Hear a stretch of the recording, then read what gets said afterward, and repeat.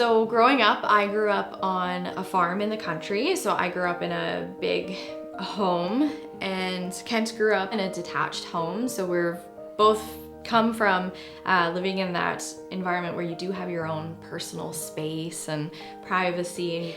So when we moved out west, we lived in a very, very tiny space in an apartment building. And we learned very quickly that that kind of living wasn't for us. This house was my great-grandfather's long time ago, and it's been part of my family farm since. It's got all the qualities of a really old house. The basement's very unfinished. The beams in the basement are actually full-on trees with live bark that have just been hollowed out where need be to actually fit into the house. There's a giant cistern, so it's a big concrete box where they would used to store water. Yeah. Actually, you could probably consider us lucky that we actually have a concrete floor. Some farmhouses do actually have dirt floors, so I guess we're one step above where we could be, but everything else just down there is just pure concrete walls, and that's what's separating us from outside.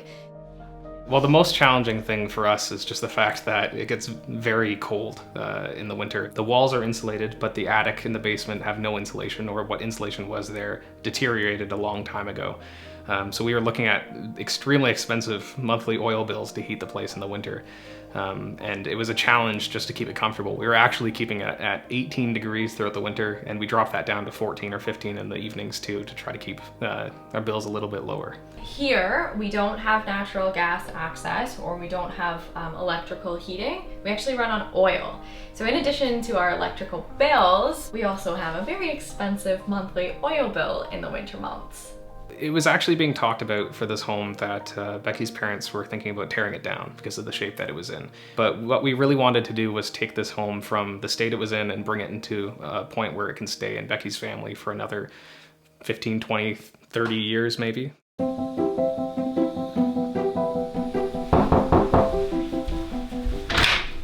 Hey, Bernie. Hey, Kent. How you doing? Good, thanks. Come on in. Yeah, Although thanks. it's not much warmer in here than it is outside. Well, it does feel kind of chilly. Yeah. Why don't we go for a walk and I'll show you around? Yeah, sure. Yeah, let's do that. Thanks.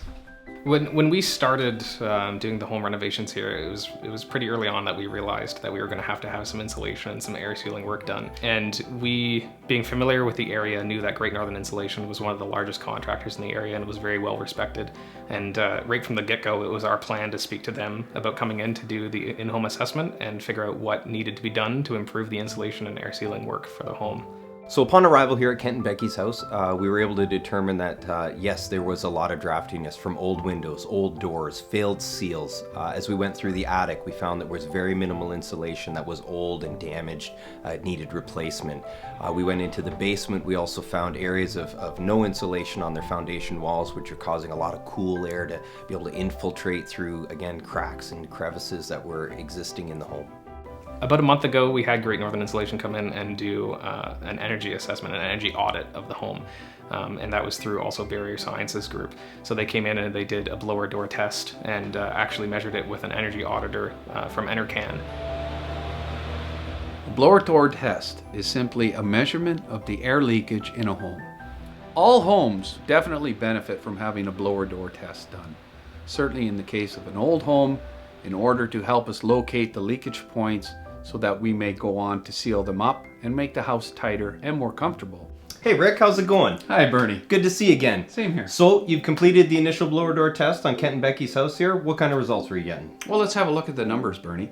Currently, we're showing a 10.15 air change rate per hour at 50 Pascal. However, we are showing a leakage area of 281 square inches.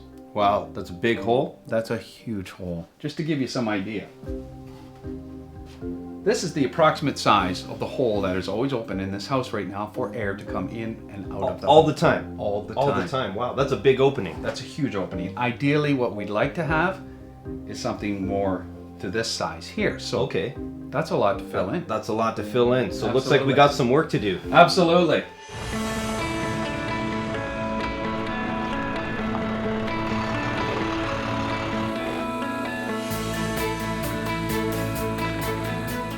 So immediately looking at what needed to be done in the attic, we had decided the best course of action would be to remove all of the existing insulation in the attic, spray down a polyurethane foam vapor barrier to act as an air seal. It also added some R value.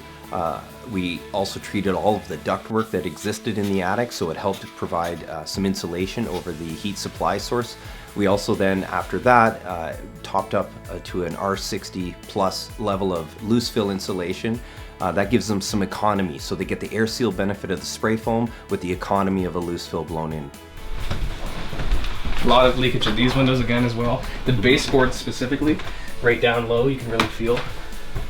Yeah, absolutely. There's a lot coming through there. So one of the other things that we noticed that there was areas of exterior wall that were completely uninsulated. So during our investigation, we found by doing some investigative drilling into the walls that they were empty.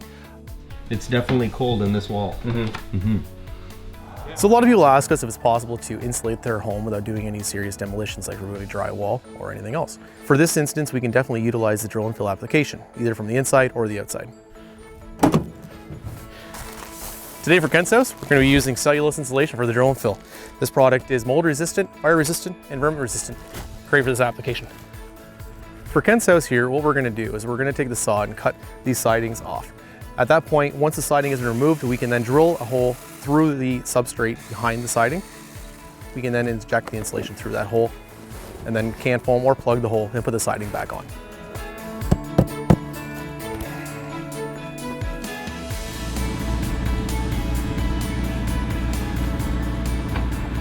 So in the basement, I mean, it's old foundation, rubble foundation. They're very difficult to treat sometimes. But again, just having some insulation on the wall was crucial to gaining comfort in the home. So there were some tight areas, some really tight crawl spaces, which I can attest to. I was able to crawl in them myself. Very difficult to treat, but we were able to get in there, really muster through some tough working conditions and get some insulation on the walls. It made a significant improvement in the comfort of the floor space that was directly above the crawl space. So after we completed the primary insulation tactics, we decided that, the primary sources of that infiltration were the windows and doors. And we began by going through the home with the blower door running, finding all of those sources in windows and doors, and treating them with specifically removable caulkings. Phew! Well, Rick, been a long day air sealing. I tell you, this was a challenge of a house. Certainly for was. Sure. So I see you've been crunching some numbers. Yes, absolutely. How do we do? Well, the final numbers are in, Bernie, and I'm happy to announce 7.89 air change rate at 50 Pascal. All right, good. Now, that over the initial test that we took at the very beginning shows a 26% decrease in the amount of air infiltration. Good. Well, considering the age of the home, it's about 100 years old. The Yes. fact that the windows, doors are all original to the house. Hopefully this reduction that we've done is going to give our homeowners that feel of an improvement. Absolutely. So great to hear. How's work going? It's good. Now that Great Northern Insulation has completed all of the work in the house and the air sealing in mid-January, it's far more comfortable than it was before. We're also finding that the temperature is more consistent and even between the floors, which is really nice. And funny enough, our house is actually much quieter because our furnace isn't running all the time. Yeah, we actually got our January 2018 bill, and we were comparing it to the January 2017 bill, and we had a net savings of $70 less on the bill, and that's despite the price of oil going up 20%. So we're super happy with that, and not only on a monetary side of things though, we actually reduced our oil consumption by 170 liters, which it's huge, and that's really great to know that we're also reducing our carbon footprint by that much too, month by month. Any time that we do work on a home where the homeowner, before you're completely gone from their lives, is expressing their thanks and their appreciation for the work that's done and can convey to you that they feel a comfort difference, that's always a great day for G&I. I personally enjoy those are success stories in my books. Ready to renew your old home? Visit mynewoldhome.ca.